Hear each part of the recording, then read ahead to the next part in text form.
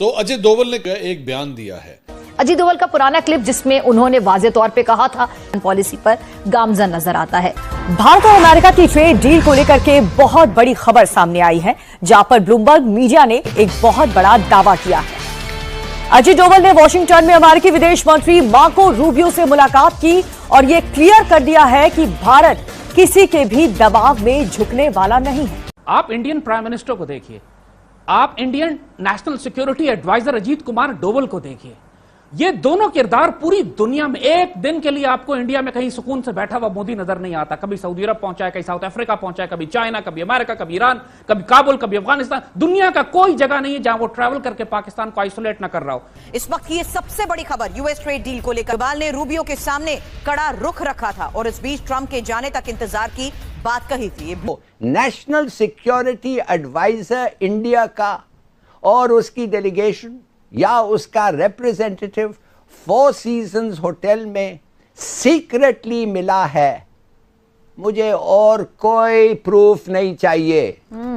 I am sorry, मुझे कोई proof नहीं चाहिए कि उन्होंने क्या बातें की। The meeting is enough. America के राष्ट्रपति डोनाल्ड ट्रंप और उनकी टीम सख्त रुख अपनाती हैं तो भारत मौजूदा सरकार के टर्म के खत्म होने का इंतजार भी कर सकता है। डोवल ने याद दिलाया कि भारत इससे पहले भी अमेरिका की मुश्किल सरकारों का सामना कर चुका है। डोवल ने यह भी क्लियर कर दिया है कि ट्रंप और उनके सहयोगी भारत के खिलाफ खुलेआम बयान देना जरा बंद करें ताकि रिश्ते दोबारा से पटरी पर आ सकें। बात करेंगे हमसाया मुल्क भारत के अजीत डोवल के बारे में, जो कि भारत के नेशनल सिक्योरिटी एडवाइजर भी हैं।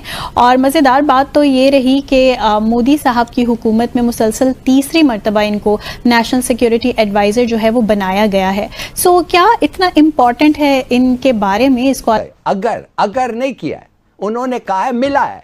आप फिर सुने, अगर वो अगर कहा है तो I am wrong, I withdraw my remarks. मगर अगर उन्होंने कहा है कि मिले हैं और हमारे पास सबूत है तो मुझे तो और सबूत नहीं चाहिए। ठीक है, अच्छा आप देख ले, सुने फिर सुने। साहब ने अपना कॉन्फिडेंस शो किया है अजीत डोवल साहब पे, क्या रीजंस हैं? अजीत डोवल साहब बड़ी अंडरस्टैंडिंग है इनकी और प्राइम मिनिस्टर मोदी की, और दोनों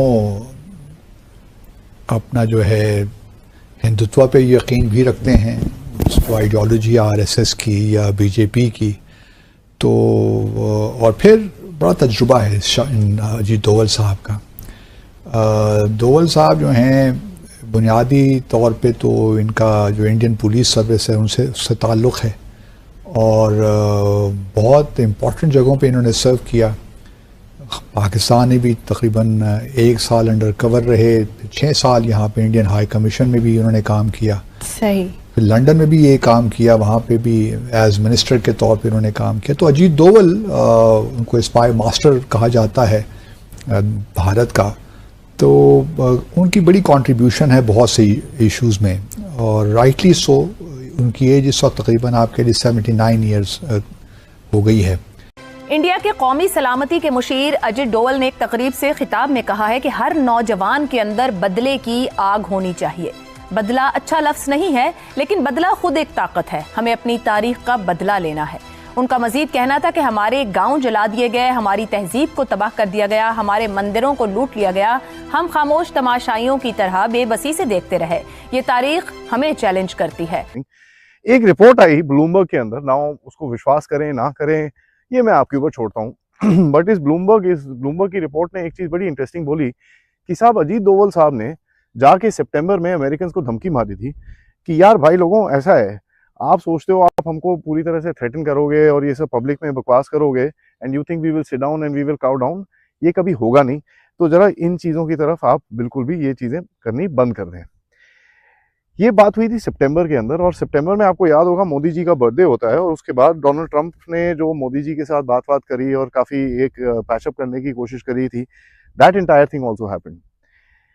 तो ये हुआ क्या, what is actually happening here? सबसे पहले अगर आप देखें ये जो रिपोर्ट कहती है, और इसके ऊपर मैंने थोड़ी सी और डिगिंग करी और थोड़ी सी और चीज़ें बाहर निकली, तो ये जो रिपोर्ट और जो मेरी डिगिंग कहती है कि भाई ये इन लोगों ने basically they started putting the pressure. ठीक है, इनको लगा था कि भारत मानेगा, तेल वेल का जो भी चक्कर है वो मान के हम लोग एकदम सब कुछ सीधा कर देंगे and we will listen to the Americans. इनको काफ़ी शौक लगा एट द पॉइंट जब हमने इनकी बातें बिल्कुल ही मानने से इनकार कर दिया। हमने बोला कि भाई हम आपकी बात नहीं मानेंगे, and whatever the case is we will do whatever is required to be done in our own national interest. And यहाँ पर अगर आप देखें जिस तरह से इन लोगों ने प्रेशर डालने की कोशिश करी, it started off right after Sindoor. पहले तो सब कुछ ठीक चल रहा था, लेकिन ऑफ कोर्स जैसे मैंने आपके साथ पहले भी रिपोर्ट करा है, फरवरी में जो मीटिंग हुई थी डोनाल्ड ट्रंप और मोदी जी की, उसके अंदर काफ़ी सारी चीज़ें गड़बड़ हुई थी। एंड उसके अंदर अगर आप देखेंगे कि किस तरह से ये दोनों कंट्रीज़ के बीच में गैप्स बनने शुरू हो चुके थे। By April that gap became quite heavy, क्योंकि हुआ क्या कि जब आपने पाकिस्तान को ठोकना शुरू करा, देन द अमेरिकन रियलाइज ये तो साले बिल्कुल भी सुनेंगे नहीं, दे विल नॉट लिसन, और ये तो बिल्कुल कुछ नहीं होगा, तो इन्होंने आपके ऊपर टैरिफ थ्रेट्स करने शुरू करे। एक मैं आपको टाइमलाइन दिखाता हूँ, और ये मैंने शो में बोला था, but although lot of people didn't see that show, but मैं आपको एक टाइमलाइन बताना चाहता हूँ कि किस तरह से ये लोग आपको थ्रेटन कर रहे थे और किस तरह से इनका पूरा गेम बेसिकली उल्टा सीधा पड़ गया। मार्च 2025 में डोनाल्ड ट्रंप ने बोला India will stop buying Russian oil. April 2025 में कहता है India stop buying Russian oil. मई 2025 में कहता है India will pay double the tariff. June में कहता है India stop buying Russian oil. July में कहता है India is funding the Ukraine war. अगस्त में कहता है India stop buying Russian oil. सितंबर में कहता है मोदी इज माय फ्रेंड। दोस्तों, देश की सुरक्षा और कूटनीति से जुड़ी एक खबर इस वक्त चर्चा में बनी हुई है, जिसमें बताया जा रहा है कि भारत अब किसी भी अंतरराष्ट्रीय दबाव के सामने झुकने वाला नहीं है।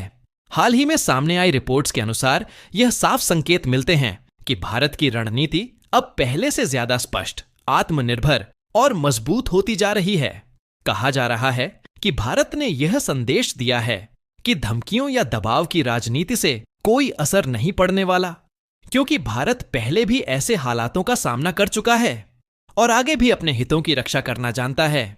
इस तरह के संकेतों के बाद अंतरराष्ट्रीय स्तर पर हलचल देखी जा रही है और पड़ोसी देशों के मीडिया में भी इस विषय को लेकर अलग अलग प्रतिक्रियाएं सामने आ रही हैं। जानकारों का मानना है कि जब भी भारत इस तरह की सधी हुई और सोच समझकर की गई बात करता है, तो उसके पीछे लंबी रणनीति और भविष्य की तैयारी होती है। यही वजह है कि इस बयान को हल्के में नहीं लिया जा रहा, बल्कि इसे आने वाले समय के बड़े बदलावों से जोड़कर देखा जा रहा है। अब सवाल ये उठता है कि क्या यह सिर्फ एक बयान है या फिर इसके पीछे कोई बड़ा फैसला आने वाला है, और क्या भारत वाकई वैश्विक मंच पर अपनी शर्तों पर आगे बढ़ने के लिए पूरी तरह तैयार है? इन तमाम सवालों के जवाब आने वाला वक्त देगा, लेकिन इतना तय है कि भारत अब साफ शब्दों में अपनी बात रखना जानता है। और अब जरा इस वीडियो के आखिर तक बने रहिए, क्योंकि आगे जो बात सामने आने वाली है वो आपकी सोच बदल सकती है और एक ऐसी जानकारी है जिसे समझना हर भारतीय के लिए जरूरी है। अगर आपको यह वीडियो जानकारीपूर्ण लग रही हो तो वीडियो को लाइक करें, अपने दोस्तों के साथ शेयर करें और ऐसे ही विश्लेषणात्मक कंटेंट के लिए चैनल को सब्सक्राइब करना बिल्कुल न भूलें।